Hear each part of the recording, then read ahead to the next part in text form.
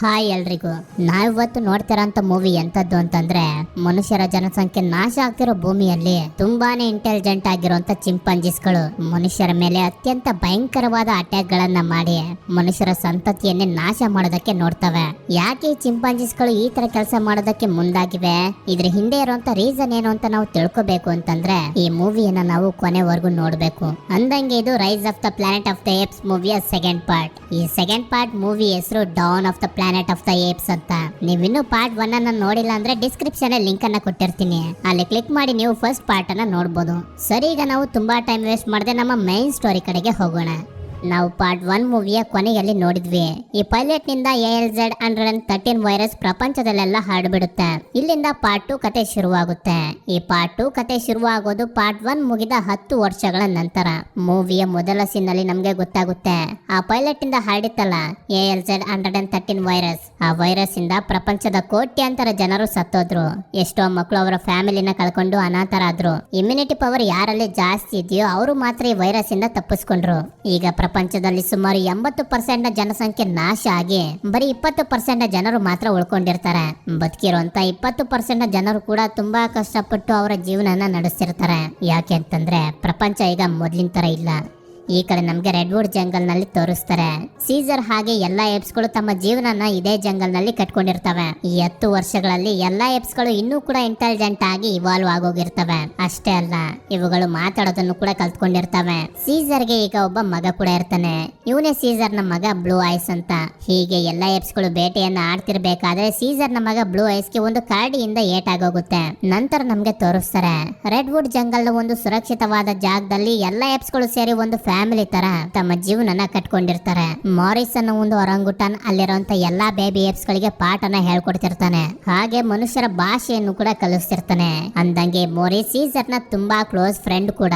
Caesar ನ ಹೆಂಡತಿ ಕಾರ್ನಿಲಿಯಾ ಒಂದು ಬೇಬಿ ಏಪ್ ಗೆ ಜನ್ಮ ಕೊಡ್ತಾಳೆ. ಇದರಿಂದ ಸೀಸರ್ ಗೆ ಬ್ಲೂ ಐಸ್ ಗೆ ಕಾರ್ನಿಲಿಯಾಗೆ ತುಂಬಾನೇ ಸಂತೋಷ ಆಗುತ್ತೆ. ಹಾಗೆ ಇಲ್ಲಿ ಕಾರ್ನಿಲಿಯಾ ಆರೋಗ್ಯ ಕೂಡ ಸರಿ ಇರೋದಿಲ್ಲ.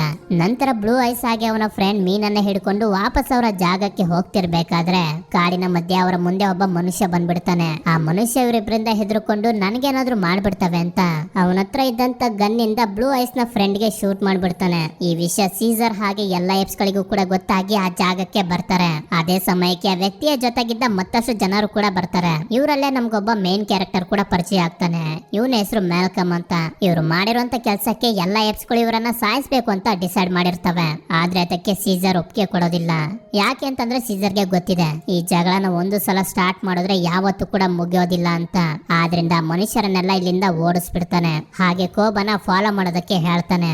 ನಂತರ ಅವರನ್ನ ಫಾಲೋ ಮಾಡ್ಕೊಂಡು ಬಂದಾಗ ಕೋಬ ಹಾಗೂ ಅವನ ಫ್ರೆಂಡ್ಸ್ ಗಳಿಗೆ ಗೊತ್ತಾಗುತ್ತೆ, ಅಮೆರಿಕದಲ್ಲಿ ವೈರಸ್ ಇಂದ ಉಳ್ಕೊಂಡಿರುವಂತ ಒಂದಷ್ಟು ಜನ ಸ್ಯಾನ್ ಫ್ರಾನ್ಸಿಸ್ಕೋದ ಒಂದು ಬಿಲ್ಡಿಂಗ್ ನಲ್ಲಿ ಉಳ್ಕೊಂಡಿದ್ದಾರೆ ಅಂತ.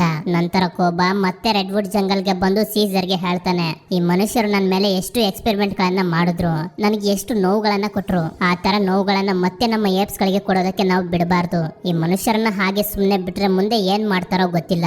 ಆದ್ರಿಂದ ಅವರು ಏನಾದ್ರೂ ಮಾಡೋಕ್ಕೂ ಮುಂಚೆನೆ ನಾವೇ ಅಟ್ಯಾಕ್ ಮಾಡಿ ನಮ್ಮ ಪವರ್ ಏನು ಅಂತ ತೋರ್ಸೋಣ ಅಂತ ಅಂದಾಗ ಸೀಸರ್ ಕೂಡ ಅದಕ್ಕೆ ಸರಿ ಅಂತ ಒಪ್ಕೊಳ್ತಾನೆ. ನಿಮ್ಗೊಂದ್ಸಲ ನೆನಪಿಸ್ಬಿಡ್ತೀನಿ, ಈ ಕೋಬ ಬೇರೆ ಯಾರು ಅಲ್ಲ, ವೆಲ್ ALZ-113 ಅನ್ನ ಕಂಡಿಡಿದಾಗ ಮೊದಲನೇ ಸಲ ಒಂದು ಚಿಂಪಾಂಜಿ ಮೇಲೆ ಟೆಸ್ಟ್ ಮಾಡಿದ್ರಲ್ಲ, ಆ ಚಿಂಪಾಂಜಿ ಇದೇ ಕೋಬ.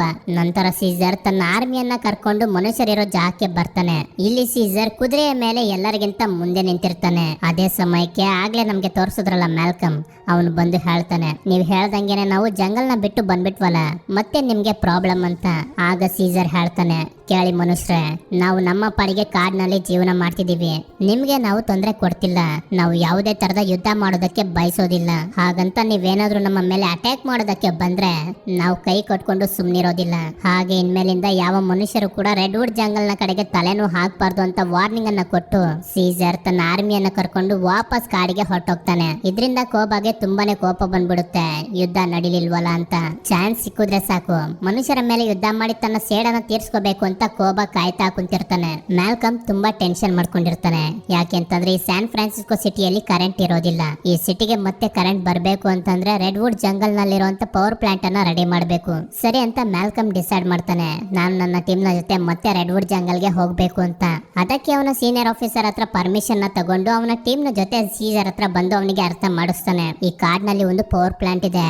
ಆ ಪವರ್ ಪ್ಲಾಂಟ್ ಅನ್ನ ರೆಡಿ ಮಾಡಿಲ್ಲ ಅಂತಂದ್ರೆ ಸಿಟಿಗೆ ಕರೆಂಟ್ ಬರೋದಿಲ್ಲ. ಅದಕ್ಕೆ ನಾವು ಯಾರಿಗೂ ಏನು ತೊಂದರೆ ಕೊಡದೆ ಆ ಪವರ್ ಪ್ಲಾಂಟ್ ಅನ್ನ ರೆಡಿ ಮಾಡಿ ಇಲ್ಲಿಂದ ಹೊರಟೋಗ್ತೀವಿ. ಪ್ಲೀಸ್ ನಮ್ಗೆ ಅವಕಾಶ ಮಾಡ್ಕೊಡಿ, ನಮ್ಮನ್ನ ನಂಬಿ ಅಂತ. ಸೀಸರ್ ಮೊದಲು ಮನುಷ್ಯರ ಜೊತೆನೆ ಇದ್ದವನು, ಆದ್ರಿಂದ ಅವನಿಗೆ ಗೊತ್ತಿದೆ ಮನುಷ್ಯರಿಗೆ ಎಲೆಕ್ಟ್ರಿಸಿಟಿಯ ಅವಶ್ಯಕತೆ ಎಷ್ಟು ಇರುತ್ತೆ ಅಂತ. ಅದಕ್ಕೆ ಸೀಸರ್ ಕೂಡ ಸರಿ ಅಂತ ಒಪ್ಕೊಂಡು ಒಂದು ಕಂಡೀಷನ್ ನ ಹಾಕ್ತಾನೆ, ನೀವಿಲ್ಲಿ ಕೆಲಸ ಮಾಡ್ಬೇಕು ಅಂತಂದ್ರೆ ನಿಮ್ಮ ಹತ್ರ ಇರುವಂತ ಎಲ್ಲಾ ಗನ್ ಅನ್ನ ನಮ್ಗೆ ಒಪ್ಪಿಸ್ಬೇಕು ಅಂತ. ಅದಕ್ಕೆ ಮ್ಯಾಲ್ಕಮ್ ಕೂಡ ತುಂಬಾ ಖುಷಿಯಿಂದಾನೆ ಒಪ್ಕೋತಾನೆ. ನಂತರ ಮ್ಯಾಲ್ಕಮ್ ಹಾಗೂ ಅವನ ಟೀಮ್ ನವರು ಪವರ್ ಪ್ಲಾಂಟ್ ಅನ್ನ ರೆಡಿ ಮಾಡುವಂತ ಕೆಲಸನ ಶುರು ಮಾಡ್ತಾರೆ. ಹೀಗೆ ಕೆಲಸ ಮಾಡ್ತಿರ್ಬೇಕಾದ್ರೆ ಅಲ್ಲಿನ ಗೋಡೆ ಕುಸ್ತು ಮ್ಯಾಲ್ಕಮ್ ಹಾಗೂ ಅವನ ಜೊತೆ ಇದ್ದವನು ಒಂದು ಪೈಪ್ ಲೈನ್ ಒಳಗಡೆ ಸಿಗಾಕೋಬಿಡ್ತಾರೆ. ಆಗ ಅಲ್ಲಿಗೆ ಏಪ್ಸ್ ಗಳು ಬಂದು ಇವರಿಬ್ಬರನ್ನ ಕಾಪಾಡ್ತಾರೆ. ಮ್ಯಾಲ್ಕಮ್ ನ ಹೆಂಡತಿ ಹಾಗೆ ಮಗ ಅಲ್ಲಿರುವಂತ ಏಪ್ಸ್ ಗಳ ಜೊತೆ ಹೊಂದ್ಕೊಂಡು ಹೋಗೋದಕ್ಕೆ ಶುರು ಮಾಡ್ತಾರೆ. ಹೀಗೆ ಇರ್ಬೇಕಾದ್ರೆ ಸೀಸರ್ಗೆ ಗೊತ್ತಾಗುತ್ತೆ, ಅದೇ ಮೂವಿಯ ಮೊದಲಲ್ಲಿ ಬ್ಲೂ ಐಸ್ ನ ಫ್ರೆಂಡ್ ಗೆ ಶೂಟ್ ಮಾಡಿದ್ನಲ್ಲ, ಅವನು ಎಲ್ಲಾ ಗನ್ ಗಳನ್ನ ನಮ್ ಕೈಗೆ ಕೊಡ್ಬೇಕು ಅಂತ ಹೇಳಿದ್ರು ಕೂಡ ಒಂದು ಗನ್ ಅನ್ನ ಬಚ್ಚಿಟ್ಕೊಬಿಟ್ಟಿರ್ತಾನೆ. ಈ ವಿಷಯ ಗೊತ್ತಾಗ್ತಿದ್ದಂಗೆನೆ ಆ ವ್ಯಕ್ತಿ ಗನ್ ಅನ್ನ ತಗೊಂಡು ಬ್ಲೂ ಐಸ್ ನ ಸಾಯಿಸೋದಕ್ಕೆ ನೋಡ್ತಾನೆ. ಆಗ ಸೀಸರ್ ಗನ್ ಅನ್ನ ತಗೊಂಡು ಅವನಿಗೆ ಒಂದು ಬಿಡ್ತಾನೆ. ಈ ಮನುಷ್ಯರಿಗೆ ನಂಬಿಕೆಯನ್ನು ಉಳಿಸ್ಕೊಳ್ಳೋಂತ ಯೋಗ್ಯತೆ ಇಲ್ಲ ಅಂತ ಎಲ್ರು ಈಗಿಂದ ಈಗಲೇ ಇಲ್ಲಿಂದ ಹೋಗಿ ಅಂತ ಹೇಳ್ತಾನೆ. ನಂತರ ಸೀಸರ್ ಮನೆಗೆ ಬಂದಾಗ ಅವನಿಗೆ ಗೊತ್ತಾಗುತ್ತೆ ಅವನ ಹೆಂಡತಿ ಕಾರ್ನಿಲಿಯ ಆರೋಗ್ಯ ತುಂಬಾ ಹದಗೆಟ್ಟಿ ಅವಳು ಸಾಯೋ ಸ್ಟೇಜ್ ಗೆ ಬಂದ್ಬಿಟ್ಟಿದ್ದಾಳೆ ಅಂತ. ಅದೇ ಟೈಮ್ಗೆ ಅಲ್ಲಿಗೆ ಮ್ಯಾಲ್ಕಮ್ ಹಾಗೆ ಅವನ ಹೆಂಡತಿ ಸಾರಿ ಕೇಳೋದಕ್ಕೆ ಅಂತ ಬರ್ತಾರೆ. ಅಲ್ಲಿ ಕಾರ್ನಿಲಿಯಾಗಿ ಹುಷಾರಿಲ್ದಿರೋದನ್ನ ನೋಡಿ ಮ್ಯಾಲ್ಕಮ್ ನ ಹೆಂಡತಿ ಅವಳಿಗೊಂದಷ್ಟು ಮೆಡಿಸನ್ ಅನ್ನ ಕೊಡ್ತಾಳೆ. ಆಶ್ಚರ್ಯ ಪಡೋ ರೀತಿ ಮಾರನೇ ದಿನನೇ ಕಾರ್ನಿಲಿಯ ಹುಷಾರಾಗೋಗಿರ್ತಾಳೆ. ಆದ್ರಿಂದ ಸೀಸರ್ ಮ್ಯಾಲ್ಕಮ್ ಹಾಗೂ ಅವನ ಟೀಮ್ ನವರಿಗೆ ಮತ್ತೊಂದು ಚಾನ್ಸ್ ಅನ್ನ ಕೊಡ್ತಾನೆ, ನಿಮ್ಗೆ ಇನ್ನೊಂದು ದಿನ ಟೈಮ್ ಅನ್ನ ಕೊಡ್ತೀನಿ, ಅಷ್ಟರಲ್ಲಿ ನಿಮ್ ಕೆಲಸ ಏನೈತೆ ಅದನ್ನ ಮುಗಿಸ್ಕೊಂಡು ಇಲ್ಲಿಂದ ಹೊರಟೋಗಿ ಅಂತ. ಅದಕ್ಕೆ ಮ್ಯಾಲ್ಕಮ್ ಕೂಡ ಸರಿ ಅಂತ ಒಪ್ಕೋತಾನೆ. ಹಾಗೆ ಗನ್ನನ್ನ ಇಟ್ಕೊಂಡಿದ್ನಲ್ಲ ಆ ವ್ಯಕ್ತಿ ಅವನನ್ನ ಮತ್ತೆ ಸಿಟಿಗೆ ಕಳಿಸ್ಬಿಡ್ತಾರೆ. ಯಾಕೆ ಅಂತಂದ್ರೆ ಇವನಿಂದ ಮತ್ತೆ ಯಾವುದೇ ಎಡವಟ್ ಆಗದೆ ಇರ್ಲಿ ಅಂತ.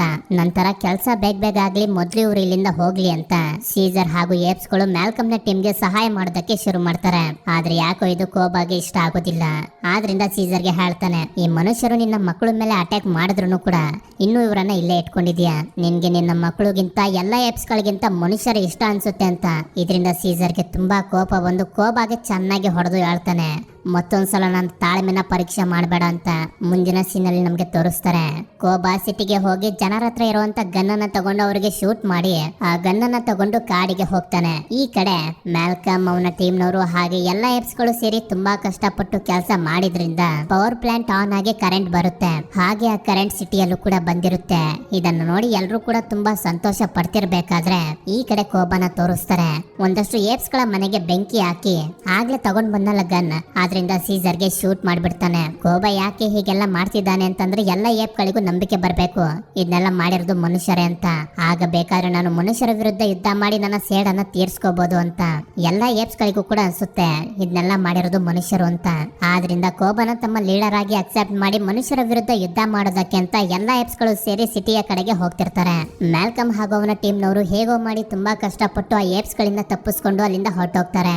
ಈ ಕಡೆ ಸಿಟಿಯಲ್ಲಿ ಎಲೆಕ್ಟ್ರಿಸಿಟಿ ವಾಪಸ್ ಬಂದಿರೋದ್ರಿಂದ ಎಲ್ಲರೂ ತುಂಬಾ ಖುಷಿ ಆಗಿರ್ತಾರೆ. ಏಪ್ಸ್ ಗಳೆಲ್ಲ ಮನುಷ್ಯರು ವೆಪನ್ಸ್ ಗಳಿಕ್ಕಿದ್ದ ಜಾಗಕ್ಕೆ ಹೋಗಿ ಅಲ್ಲಿರುವಂತ ಜನರನ್ನೆಲ್ಲ ಸಾಯಿಸಿ ಅಲ್ಲಿರುವಂತ ಎಲ್ಲಾ ಗನ್ಗಳನ್ನ ತಗೊಂಡು ಸಿಟಿಯ ಕಡೆಗೆ ಹೋಗ್ತಿರ್ತಾರೆ. ಯಾಕೆಂತಂದ್ರೆ ಸಿಟಿಲಿರುವಂತ ಜನರನ್ನ ಸಾಯಿಸೋದಕ್ಕೆ. ಇದು ಸಿಟಿಯಲ್ಲಿದ್ದ ಜನರಿಗೂ ಕೂಡ ಗೊತ್ತಾಗಿ ಏಪ್ಸ್ ಗಳ ಜೊತೆ ಯುದ್ಧ ಮಾಡೋದಕ್ಕೆ ಎಲ್ಲಾ ತಯಾರನ್ನು ಮಾಡ್ಕೋತಾರೆ. ಕೋಬಾ ಎಲ್ಲಾ ಏಪ್ಸ್ ಗಳನ್ನ ಕರ್ಕೊಂಡು ಮನುಷ್ಯರ ಜೊತೆ ಹೇಗೆ ಯುದ್ಧ ಮಾಡ್ತಿರ್ತಾನೆ ಅಂತಂದ್ರೆ ಅವನಿಗೆ ಏಪ್ಸ್ ಗಳ ಮೇಲೆ ಯಾವುದೇ ಚಿಂತೆ ಇರೋದಿಲ್ಲ. ಹೇಗಾದ್ರೂ ಮಾಡಿ ಮನುಷ್ಯರ ಮೇಲೆ ನನ್ನ ದ್ವೇಷನ ತೀರ್ಸ್ಕೋಬೇಕು ಅನ್ನೋದು ಮಾತ್ರ ಕೋಬಾಗೆ ಹೆಚ್ಚಾಗಿರುತ್ತೆ. ಮನುಷ್ಯರು ಹಾಗೆ ಏಪ್ಸ್ ಗಳ ನಡುವೆ ಒಂದು ದೊಡ್ಡ ಭಯಂಕರವಾದ ಯುದ್ಧನೇ ನಡೆದೋಗುತ್ತೆ. ಈ ಯುದ್ಧದಲ್ಲಿ ಲೆಕ್ಕವಿಲ್ಲದಷ್ಟು ಏಪ್ಸ್ ಗಳು ಸತ್ತೋಗ್ತವೆ. ಆದ್ರೆ ಇದ್ರ ಬಗ್ಗೆ ಕೋಬಾ ಯೋಚನೆ ಮಾಡೋದಿಲ್ಲ. ಕೋಬಾ ಮಾಡ್ತಿರೋದು ಸೀಸರ್ ನ ಮಗ ಬ್ಲೂ ಐಸ್ ಗೆ ಸರಿ ಅನ್ಸೋದಿಲ್ಲ. ನಮ್ಮ ಅಪ್ಪ ಇದ್ದಿದ್ರೆ ಯಾವತ್ತೂ ಈ ರೀತಿ ಮಾಡ್ತಿರ್ಲಿಲ್ಲ ಅಂತ ಯೋಚನೆ ಮಾಡ್ತಾನೆ. ಈ ಕಡೆ ನಮ್ಗೆ ರೆಡ್ ವುಡ್ ಜಂಗಲ್ ನಲ್ಲಿ ತೋರಿಸ್ತಾರೆ. ಮ್ಯಾಲ್ಕಮ್ ಹಾಗೂ ಅವನ ಹೆಂಡತಿ ಮಗ ಏಪ್ಸ್ ಗಳಿಂದ ತಪ್ಪಿಸ್ಕೊಂಡು ಕಾಡಲ್ಲಿ ನಡ್ಕೊಂಡು ಬರ್ತಿರ್ಬೇಕಾದ್ರೆ ಗುಂಡು ಬಿದ್ದಿದ್ರು ಇನ್ನೂ ಕೂಡ ಬದುಕಿ ಇರುವಂತ ಸೀಸರ್ ಅವರಿಗೆ ಕಾಣಿಸ್ತಾನೆ. ಆದ್ರಿಂದ ಅವರು ಸೀಸರ್ ನ ತಗೊಬಂದು ಒಂದು ಕಾರ್ ನಲ್ಲಿ ಹಾಕ್ತಾರೆ. ನಂತರ ಸೀಸರ್ ಅವರಿಗೆ ಹೇಳ್ತಾನೆ, ನನಗೆ ಈ ರೀತಿ ಮಾಡಿದ್ದು ಮನುಷ್ಯರಲ್ಲ, ನಮ್ ಜೊತೆನೆ ಇದ್ದವನು ಅಂತ. ಸರಿ ಅಂತ ಹೇಳಿ ಸೀಸರ್ಗೆ ಆಪರೇಷನ್ ಅನ್ನ ಮಾಡಿ ಕಾಪಾಡಬೇಕು ಅಂತ ಸೀಸರ್ ನ ಕರ್ಕೊಂಡು ಸಿಟಿಯ ಕಡೆಗೆ ಹೋಗ್ತಿರ್ತಾರೆ. ಹೀಗೆ ರೋಡ್ ನಲ್ಲಿ ಬರ್ತಿರ್ಬೇಕಾದ್ರೆ ಸೀಸರ್ ಒಂದು ಮನೆ ನೋಡಿ ಇಲ್ಲೇ ನಿಲ್ಸೋದಕ್ಕೆ ಹೇಳ್ತಾನೆ. ನಂತರ ನಮ್ಗೆ ಗೊತ್ತಾಗುತ್ತೆ ಈ ಮನೆ ಬೇರೆ ಬೇರೆ ಯಾವುದು ಅಲ್ಲ, ಚಿಕ್ಕ ವಯಸ್ಸಿನಲ್ಲಿ ಸೀಸರ್ ವಿಲ್ನ ಜೊತೆ ಇದ್ನಲ್ಲ ಅದೇ ಮನೆ ಇದು. ಈ ವಿಷಯ ಮ್ಯಾಲ್ಕಮ್ ಹಾಗೂ ಅವನ ಹೆಂಡತಿ ಮಗನಿಗೂ ಕೂಡ ಗೊತ್ತಾಗುತ್ತೆ. ಆದ್ರೆ ತುಂಬಾ ಬೇಜಾರಾಗುವಂತ ವಿಷಯ ಏನಪ್ಪಾ ಅಂತಂದ್ರೆ ವೈರಸ್ ಇಂದ ವಿಲ್ ಕೂಡ ಸತ್ತೋಗಿರ್ತಾನೆ. ನಂತರ ಮ್ಯಾಲ್ಕಮ್ ನ ಹೆಂಡತಿ ಹೇಳ್ತಾಳೆ, ಸೀಸರ್ಗೆ ಆಪರೇಷನ್ ಮಾಡಿದ್ರೆ ಮಾತ್ರ ಅವನು ಉಳಿಯೋದು. ಆಪರೇಷನ್ ಅನ್ನ ಮಾಡೋದಕ್ಕೆ ನನ್ನ ಹತ್ರ ಯಾವ ಇಕ್ವಿಪ್ಮೆಂಟ್ಸ್ ಕೂಡ ಇಲ್ಲ, ಎಲ್ಲ ಸಿಟಿಯಲ್ಲಿವೆ ಅಂತ ಅಂದಾಗ ಮ್ಯಾಲ್ಕಮ್ ಹೇಳ್ತಾನೆ, ನಾನ್ ಸಿಟಿಗೆ ಹೋಗಿ ಇಕ್ವಿಪ್ಮೆಂಟ್ಸ್ ಗಳನ್ನ ತರ್ತೀನಿ ಅಂತ. ಆದ್ರೆ ಇದಕ್ಕೆ ಅವನ ಹೆಂಡತಿ ಮಗ ಒಪ್ಕೊಳ್ಳೋದಿಲ್ಲ. ಯಾಕೆ ಅಂತಂದ್ರೆ ಏಪ್ಸ್ ಗಳೆಲ್ಲ ಸಿಟಿನ ತಮ್ಮ ವಶಕ್ಕೆ ತಗೋಬಿಟ್ಟಿದಾವೆ. ಅಲ್ಲಿಗೆ ಮ್ಯಾಲ್ಕಮ್ ಏನಾದ್ರು ಹೋದ್ರೆ ಅವನ ಪ್ರಾಣಕ್ಕೆ ಏನಾದ್ರು ಅಪಾಯ ಆಗ್ಬೋದು ಅಂತ. ಆಗ ಮ್ಯಾಲ್ಕಮ್ ಅವರಿಬ್ರಿಗೂ ಅರ್ಥ ಮಾಡಿಸ್ತಾನೆ, ಮನುಷ್ಯರು ಹಾಗೆ ಏಪ್ಸ್ ಗಳ ನಡುವೆ ನಡೀತಿರೋ ಯುದ್ಧ ನಿಲ್ಬೇಕು ಅಂತಂದ್ರೆ ಅದು ಸೀಸರ್ ಇಂದ ಮಾತ್ರ ಸಾಧ್ಯ. ನಾನು ಹೇಗಾದ್ರೂ ಮಾಡಿ ಇಕ್ವಿಪ್ಮೆಂಟ್ಸ್ ಗಳನ್ನ ತಗೊಂಡ್ ಬರ್ತೀನಿ, ನೀವು ಎಲ್ಲ ತಯಾರನ್ನು ಮಾಡ್ಕೊಳ್ಳಿ ಅಂತ ಹೇಳಿ ಸಿಟಿಯ ಕಡೆಗೆ ಹೋಗ್ತಾನೆ. ಈ ಕಡೆ ನಮ್ಗೆ ಸಿಟಿಯಲ್ಲಿ ತೋರಿಸ್ತಾರೆ ಎಲ್ಲ ಏಪ್ಸ್ ಗಳು ಸೇರಿ ಮನುಷ್ಯರನ್ನ ಬಂದಿ ಮಾಡಿ ಒಂದ್ ಕಡೆ ಕೂಡಾಕ್ತಿರ್ತಾರೆ. ಅಷ್ಟೇ ಅಲ್ಲ, ಮನುಷ್ಯರು ಎಲ್ಲೆಲ್ಲಿ ಅವಸ್ಕೊಂಡಿರ್ತಾರೋ ಅವ್ರನ್ನೆಲ್ಲ ಕರ್ಕೊಂಡ್ ಬಂದು ಕೂಡಾಕ್ತಿರ್ತಾರೆ. ಇಲ್ಲೇ ನಮ್ಗೆ ತೋರಿಸ್ತಾರೆ ಕೋಬಾ ಸೀಸರ್ಗೆ ಸಪೋರ್ಟ್ ಮಾಡ್ತಿದ್ದಂತ ಎಲ್ಲ ಏಪ್ಸ್ ಗಳನ್ನ ಬಂದಿ ಮಾಡ್ಸಿರ್ತಾನೆ. ಇದನ್ನೆಲ್ಲ ನೋಡಿ ಸೀಸರ್ ನ ಮಗ ಬ್ಲೂ ಐಸ್ ಗೆ ಕೋಬಾನ ಮೇಲೆ ಡೌಟ್ ಶುರು ಆಗುತ್ತೆ. ಈ ಕಡೆ ನಮ್ಗೆ ಮ್ಯಾಲ್ಕಮ್ ನ ತೋರಿಸ್ತಾರೆ. ಈಗ ಇವನು ಸಿಟಿಗೆ ಬಂದು ತಲುಪ್ತಾನೆ. ನಂತರ ಒಂದು ಜಾಗಕ್ಕೆ ಬಂದು ಆಪರೇಷನ್ ಗೆ ಬೇಕಾಗಿರುವಂತ ಎಲ್ಲಾ ಇಕ್ವಿಪ್ಮೆಂಟ್ಸ್ ಗಳನ್ನ ತಗೊಂಡು ಹೋಗ್ತಿರ್ಬೇಕಾದ್ರೆ ಅದೇ ಜಾಗಕ್ಕೆ ಏಪ್ಸ್ ಗಳು ಕೂಡ ಬಂದ್ಬಿಡ್ತವೆ. ಆದ್ರೆ ಖುಷಿ ಪಡುವಂತ ವಿಷಯ ಏನಂತಂದ್ರೆ ಯಾವ ಏಪ್ಸ್ ಗಳು ಕೂಡ ಮ್ಯಾಲ್ಕಮ್ ನ ನೋಡೋದಿಲ್ಲ. ಹೀಗೆ ಒಂದು ಜಾಗದಲ್ಲಿ ಮ್ಯಾಲ್ಕಮ್ ಬಚ್ಚಿಟ್ಕೊಂಡು ನಿಂತಿರ್ಬೇಕಾದ್ರೆ ಅಲ್ಲಿಗೆ ಸೀಸರ್ ನ ಮಗ ಬ್ಲೂ ಐಸ್ ಬರ್ತಾನೆ. ನಮ್ಮ ಅಮ್ಮಂಗೆ ಹುಷಾರಿಲ್ದೇ ಇರ್ಬೇಕಾದ್ರೆ ಇವರೇ ಕಾಪಾಡಿದ್ದು ಅಂತ ಹೇಳಿ ಮ್ಯಾಲ್ಕಮ್ಗೆ ಏನು ಮಾಡದೇನೆ ಹೋಗ್ತಿರ್ತಾನೆ. ಆಗ ಮ್ಯಾಲ್ಕಮ್ ಅವನನ್ನ ಕರೆದು ಹೇಳ್ತಾನೆ, ನಿನ್ನ ತಂದೆ ಸೀಸರ್ ಇನ್ನೂ ಕೂಡ ಬದುಕೇ ಇದ್ದಾರೆ ಅಂತ. ನಂತರ ಬ್ಲೂ ಐಸ್ ನ ಮನೆಗೆ ಕರ್ಕೊಂಡು ಬಂದಾಗ ಸೀಸರ್ ನ ನೋಡಿ ತುಂಬಾನೇ ಸಂತೋಷ ಪಡ್ತಾನೆ. ಸೀಸರ್ ಕೂಡ ಅವನನ್ನ ನೋಡಿ ತುಂಬಾನೇ ಸಂತೋಷ ಪಡ್ತಾನೆ. ಯಾಕೆ ಅಂತಂದ್ರೆ ಅವನಿಗೆ ಚಿಂತೆ ಆಗ್ತಿತ್ತು, ನನ್ನ ಹೆಂಡತಿ ಮಕ್ಕಳು ಯಾವ ಸಿಟಿಲಿ ಇದಾರೋ ಹೇಗಿದ್ದಾರೋ ಅಂತ. ನಂತರ ಸೀಸರ್ ಬ್ಲೂ ಐಸ್ ಗೆ ಹೇಳ್ತಾನೆ, ನನ್ಗೆ ಶೂಟ್ ಮಾಡಿದ್ದು ಮನುಷ್ಯರಲ್ಲ ಕೋಬಾ ಅಂತ. ನಂತರ ಮ್ಯಾಲ್ಕಮ್ ನ ಹೆಂಡತಿ ಸೀಸರ್ ಗೆ ಆಪರೇಷನ್ ಅನ್ನ ಮಾಡ್ತಾಳೆ. ಈಗ ಕೋಬಾ ಎಲ್ಲಿದ್ದಾನೆ, ಏನ್ ಮಾಡ್ತಿದ್ದಾನೆ ಅಂತ ಸೀಸರ್ ಕೇಳಿದಾಗ ಬ್ಲೂ ಐಸ್ ಹೇಳ್ತಾನೆ, ಕೋಬಾ ಎಲ್ಲ ಏಪ್ಸ್ ಗಳನ್ನ ಕರ್ಕೊಂಡು ಮನುಷ್ಯರ ಮೇಲೆ ದಾಳಿ ಮಾಡಿ ಅವರನ್ನ ಬಂಧಿಸಿ ಒಂದು ಟವರ್ ನಲ್ಲಿ ಕೂಡ ಹಾಕಿದ್ದಾನೆ. ಅವನ ವಿರುದ್ಧ ಯಾವ್ದಾದ್ರು ಏಪ್ಸ್ ಗಳು ಮಾತಾಡೋದಕ್ಕೆ ನೋಡಿದ್ರೆ ಅವರನ್ನು ಕೂಡ ಬಂಧಿಸಿದ್ದಾನೆ ಅಂತ. ಸರಿ, ನಾನೇನಾದ್ರೂ ಮಾಡ್ತೀನಿ ಅಂತ ಸೀಸರ್ ಎದೊಳೋದಕ್ಕೆ ನೋಡ್ತಿರ್ಬೇಕಾದ್ರೆ ಬ್ಲೂ ಐಸ್ ಹೇಳ್ತಾನೆ, ಬೇಡ, ನೀವು ರೆಸ್ಟ್ ಮಾಡಿ ನಾನು ನಮ್ ಜನನ ಕರ್ಕೊಂಡ್ ಬರ್ತೀನಿ ಅಂತ ಸೀಸರ್ ಗೆ ಸಪೋರ್ಟ್ ಮಾಡುವಂತ ಏಪ್ಸ್ ಗಳನ್ನ ಕೂಡ ಹಾಕಿರ್ತಾರಲ್ಲ ಆ ಜಾಗಕ್ಕೆ ಬರ್ತಾನೆ. ನಂತರ ಏಪ್ಸ್ ಗಳೆಲ್ಲ ಬ್ಲೂ ಐಸ್ ನ ಜೊತೆ ಸೇರಿ ಅಲ್ಲಿದ್ದಂತ ಕೋಬಾಗೆ ಸಪೋರ್ಟ್ ಮಾಡುವಂತ ಏಪ್ಸ್ ಗಳನ್ನ ಸಾಯಿಸಿ ಬಂದಿಯಿಂದ ಫ್ರೀ ಆಗ್ತಾರೆ. ಈ ಕಡೆ ನಮ್ಗೆ ವಿಲ್ ನ ಮನೆಯಲ್ಲಿ ಸೀಸರ್ ನ ತೋರಿಸ್ತಾರೆ. ಸೀಸರ್ ಚಿಕ್ಕ ವಯಸ್ಸಿನಲ್ಲಿ ಮನೆಯಲ್ಲಿ ಕಳೆದಿರುವಂತ ಕ್ಷಣಗಳನ್ನ ನೆನೆಸ್ಕೊತಿರ್ತಾನೆ. ಹಾಗೆ ಅಲ್ಲೊಂದು ಕ್ಯಾಮ್ರಾ ಇರುತ್ತೆ. ಈಗ ಸಿಟಿಯಲ್ಲಿ ಕರೆಂಟ್ ವಾಪಸ್ ಬಂದಿರೋದ್ರಿಂದ ಕ್ಯಾಮ್ರಾ ಕೂಡ ಚಾರ್ಜ್ ಆಗೋಗಿರುತ್ತೆ. ನಂತರ ಸೀಸರ್ ಅದರಲ್ಲಿರುವಂತ ವಿಡಿಯೋನ ನೋಡ್ತಾನೆ. ಅದರಲ್ಲಿ ವಿಲ್ ಸೀಸರ್ ಚಿಕ್ಕವನಿರ್ಬೇಕಾದ್ರೆ ಮೊದಲನೇ ಸಲ ಅವನಿಗೆ ಸೈನ್ ಲ್ಯಾಂಗ್ವೇಜ್ ಅನ್ನ ಹೇಳ್ಕೊಡ್ತಿರುವಂತ ವಿಡಿಯೋ ಇರುತ್ತೆ. ಅದನ್ನು ನೋಡಿ ಸೀಸರ್ ತುಂಬಾನೇ ಸಂತೋಷ ಪಡ್ತಿರ್ಬೇಕಾದ್ರೆ ಮ್ಯಾಲ್ಕಮ್ ಬಂದು ಕೇಳ್ತಾನೆ, ಯಾರವನು, ನೀನು ಮೊದಲು ಇದೇ ಮನೇಲಿ ಇದ್ಯಾ ಅಂತ. ಆಗ ಸೀಸರ್ ಹೇಳ್ತಾನೆ, ಅವನು ಕೂಡ ನಿಂತರ್ನೆ ಒಳ್ಳೆಯ ಮನಸ್ಸಿರೋ ಮನುಷ್ಯ ಅಂತ. ಅಂದ್ರೆ ಸೀಸರ್ ವಿಲ್ಗೆ ಕೊಟ್ಟಿರುವಂತ ಸ್ಥಾನನ ಮ್ಯಾಲ್ಕಮ್ಗೂ ಕೂಡ ಕೊಟ್ಟಿದ್ದಾನೆ ಅಂತ ಅರ್ಥ.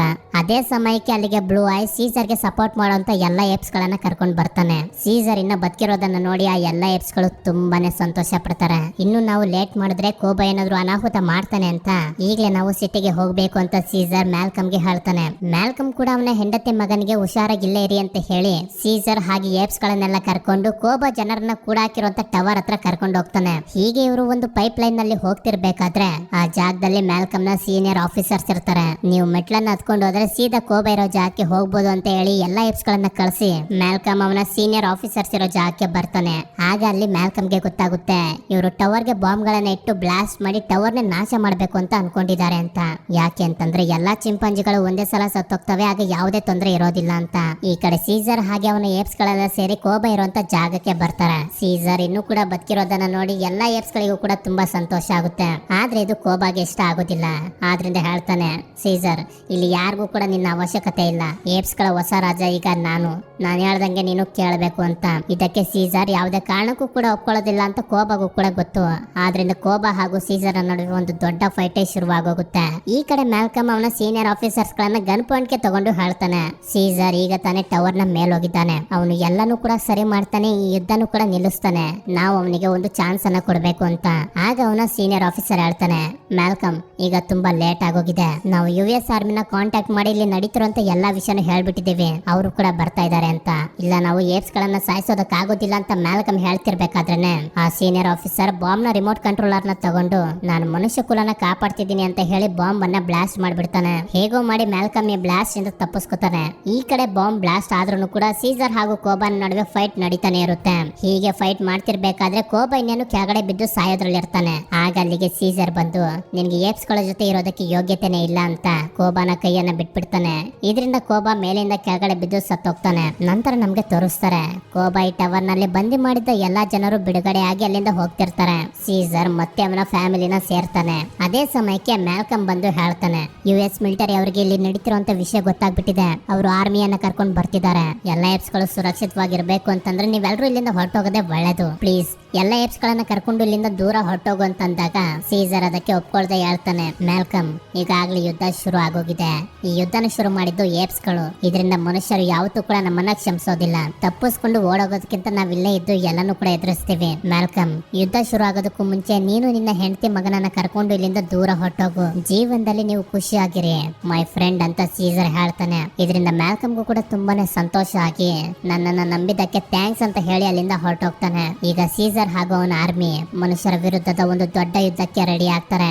ಮುಂದೆ ಏಪ್ಸ್ ಗಳಿಗೆಲ್ಲ ಏನಾಯ್ತು, ಯಾವ ತರದ ಭಯಂಕರವಾದ ಯುದ್ಧ ನಡೀತು ಅನ್ನೋದು ನಮ್ಗೆ War of the Planet of the Apes ಅಂದ್ರೆ Planet of the Apes part 3 ಅಲ್ಲಿ ಗೊತ್ತಾಗುತ್ತೆ. ನಿಮ್ಗೆ ಪಾರ್ಟ್ 3 ಮೂವಿ ಎಕ್ಸ್ಪ್ಲನೇಷನ್ ಕೂಡ ಬೇಕು ಅಂತಂದ್ರೆ ನನಗೆ ಕಮೆಂಟ್ ಮಾಡಿ ತಿಳಿಸಿ. ಸೀರಿಯಸ್ಲಿ ಹೇಳ್ತೀನಿ, ಪಾರ್ಟ್ 3 ಅಂತೂ ಎಮೋಷನ್ಸ್, ಫೈಟ್, ವಾರ್ ಎಲ್ಲಾ ತರದ ಎಲಿಮೆಂಟ್ಸ್ ಗಳು ಕೂಡ ನಿಮ್ಗೆ ನೋಡೋದಕ್ಕೆ ಸಿಗುತ್ತೆ. ಎಸ್ಪೆಷಲಿ ಹೇಳ್ಬೇಕು ಅಂತಂದ್ರೆ ಪಾರ್ಟ್ 3 ಅಂತೂ ತುಂಬಾನೇ ಎಮೋಷನಲ್ ಆಗಿದೆ. ಆ ಮೂವಿಯನ್ನ ನೋಡ್ತಿರ್ಬೇಕಾದ್ರೆ ನನ್ಗೆ ಕಣ್ಣಲ್ಲಿ ನೀರ್ ಬಂದ್ಬಿಟ್ಟಿತ್ತು, ಅಷ್ಟು ಎಮೋಷನಲ್ ಆಗಿದೆ. ಸರಿ, ಕಮೆಂಟ್ ಮಾಡಿ ತಿಳಿಸೋದನ್ನ ಮಾತ್ರ ಮರಿಬೇಡಿ ಅಂತ ಹೇಳ್ತಾ ಈ ವಿಡಿಯೋನ ಇಲ್ಲಿಗೆ ಎಂಡ್ ಮಾಡ್ತಿದ್ದೀನಿ. ಸಿಗೋಣ ಮತ್ತೊಂದು ವಿಡಿಯೋ ಜೊತೆಗೆ.